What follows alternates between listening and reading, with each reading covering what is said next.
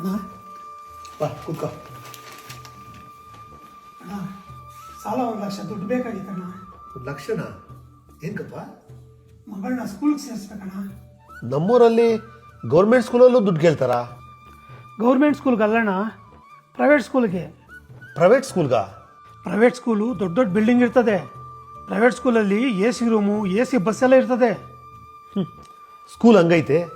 ಪಕ್ಕದ ಮನೆ ಹುಡುಗರು ಅಂಥ ಬಸ್ ಹೋಗ್ತಾರೆ, ಎದುರು ಮನೆ ಮಕ್ಕಳು ಇಂಥ ಡ್ರೆಸ್ ಹಾಕ್ತಾರೆ ಅನ್ನೋದು ಮುಖ್ಯ ಅಲ್ಲ.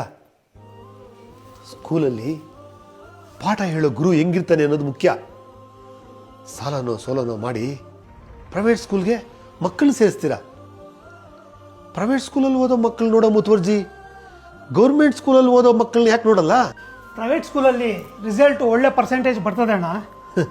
ನೋಡು, ಈ ಪ್ರೈವೇಟ್ ಸ್ಕೂಲ್ನವರು 85-90% ಬರೋ ಚೆನ್ನಾಗಿ ಓದೋ ಹುಡುಗರನ್ನೇ ಸ್ಕೂಲ್ಗೆ ಅಡ್ಮಿಷನ್ ಮಾಡ್ಕೊಳ್ಳೋದು.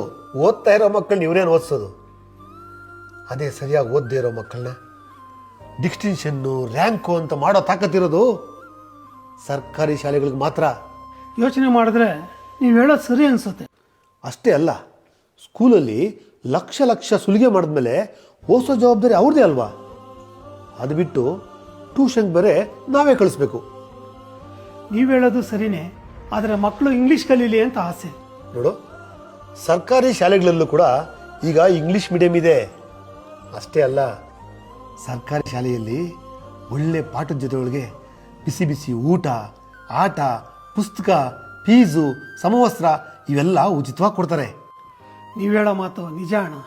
ಮಕ್ಕಳ ಪೋಷಕರು, ಗ್ರಾಮಸ್ಥರು, STMC ಸದಸ್ಯರು, ಸರ್ಕಾರಿ ಶಾಲೆಯ ಎಲ್ಲ ಸಿಬ್ಬಂದಿಗಳು ಸರ್ಕಾರಿ ಶಾಲೆ ಬಗ್ಗೆ ಪ್ರಾಮಾಣಿಕವಾಗಿ ಇನ್ನೂ ಹೆಚ್ಚಿನ ಗಮನ ಹರಿಸಿದ್ರೆ ನಮಗೆಲ್ಲ ಪ್ರೈವೇಟ್ ಸ್ಕೂಲ್ಗಳು ನೆನಪೇ ಆಗಲ್ಲ ಅಲ್ವಾ?